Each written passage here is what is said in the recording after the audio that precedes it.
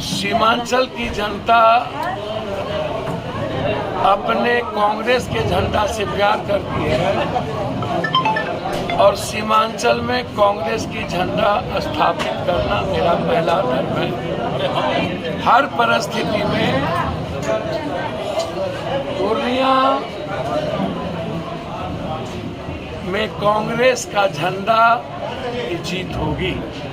मेरे जीवन के मरने जीने का एक ही संकल्प है, 5 साल के अंदर बिहार में 40 के 40 सीट कांग्रेस के नेतृत्व में खड़ा हो। जैसे पूर्णिया के बारे में मैंने कहा था, छोड़ दूंगा, पूर्णिया से अलग नहीं होगा। फिर मैं उसी को दोहरा रहा हूँ कि कांग्रेस की झंडा जनता ने हमारे हाथ में दे दी है और वो झंडा मेरे हाथ में होगी और जनता उस झंडे को 26 अप्रैल को स्थापित करेगी। नमस्कार दोस्तों, मैं कृष्णा सिंह और आप देख रहे हैं DI न्यूज। इस वक्त हम आपको मिलवाने जा रहे हैं जाप सुप्रीमो पप्पू यादव के हनुमान से, जिनको पप्पू यादव का हनुमान कहा जाता है, आनंद सिंह से। और इन्हीं से हम जानने का कोशिश करेंगे कि जिस तरह से पप्पू यादव के साथ हुआ पूर्णिया को लेकर, तो इसके बारे में इनका क्या कुछ कहना है हम जानना चाहते हैं अभी सर से। सर, ये सबसे पहले बताइए कि जिस तरह से पप्पू यादव ने पूर्णिया में मेहनत किया, सब कुछ किया, लोगों के घर घर तक वो गए और इस तरह से उनके साथ किया गया कि उनका टिकट काट दिया गया, इस पर आप क्या कहना चाहेंगे?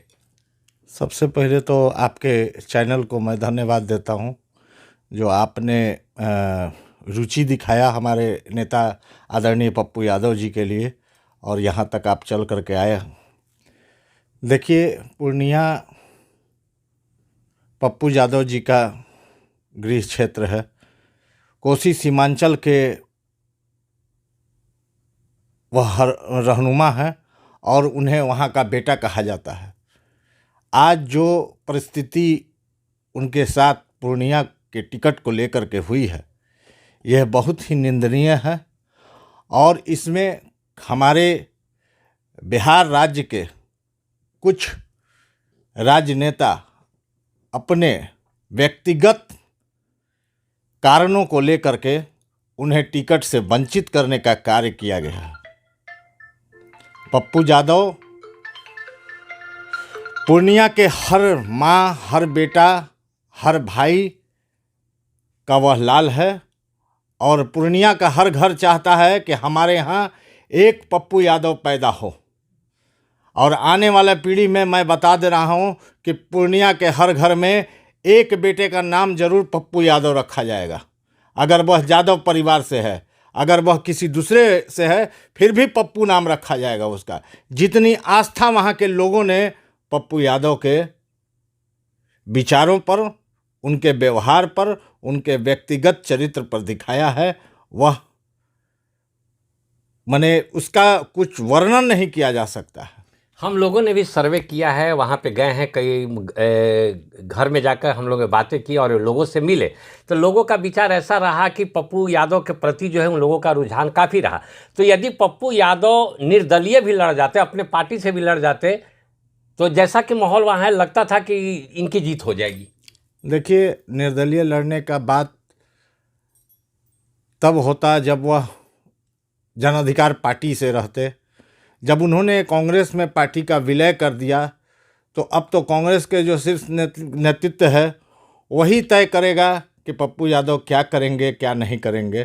क्योंकि हमारे नेता आदरणीय पप्पू यादव जी जब कांग्रेस के समक्ष अपने विचारों को रख दिए, तो अब कांग्रेस को तय करना है कि उनके साथ क्या करेगा। बिहार में मैं बता देता हूं कि बिहार में राजद, आरजेडी कभी भी कांग्रेस को अपने सामने बौना बना के रखना चाहती है। यह आरजेडी का मंशा है, पूरी तरह से क्लियर है। और पप्पू यादव के आने से कहीं ना कहीं इन सारे पार्टियों में यह भय हो गया है कि पप्पू यादव आए हैं तो कांग्रेस की गरिमा बढ़ेगी, बिहार में उनका नेतृत्व बढ़ेगा। क्योंकि सीट में भी जो है 26 सीट जो है आरजेडी अपने पास रखी है, बाकी 9 सीट जो है कांग्रेस देखिए, के लिए। आरजेडी तो कहीं ना कहीं से समझिए कि जिस तरह का लोगों को टिकट दिया जा रहा है, मैं बहुत सारी बातों को नहीं कहूँगा, लेकिन उससे आप भी मीडिया हैं, आप भी समझ सकते हैं कि किस तरह के कैंडिडेटों को टिकट दिया जा रहा है और रिजल्ट का क्या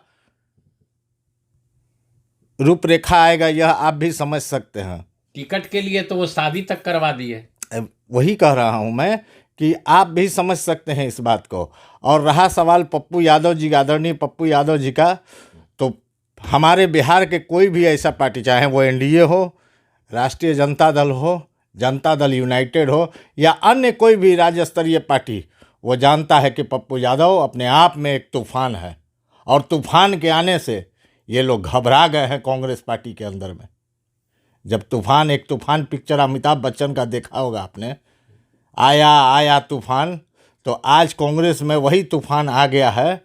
और कांग्रेस के लोग, कांग्रेस के जो बिहार के जो लोग राजनेता लोग जो राजनीति कर रहे हैं कांग्रेस का बिहार के अंदर में, उन लोगों को भी कहीं ना कहीं भय हो चुका है कि पप्पू यादव कांग्रेस में आ गया। तो क्या पप्पू यादव जो है वो बीमा भारती को सपोर्ट करेंगे या उनका कुछ अलग रणनीति अब वो सोचेंगे? अब ये तो हमने आपको कह दिया पहले ही कि ये तो दिल्ली के शीर्ष नेतृत्व तय करेगा। राहुल जी तय करेंगे, प्रियंका जी तय करेंगी कि क्या करना है पप्पू यादव जी को। पप्पू यादव जी पूरी तरह से कांग्रेस के लिए समर्पित हैं और जो उनको आदेश होगा उस पर वो करने के लिए तैयार रहेंगे। यानी आप अपने विचार से कहना क्या चाहेंगे कि पप्पू यादव के साथ धोखा हुआ या नहीं हुआ? बिल्कुल धोखा तो हुआ है।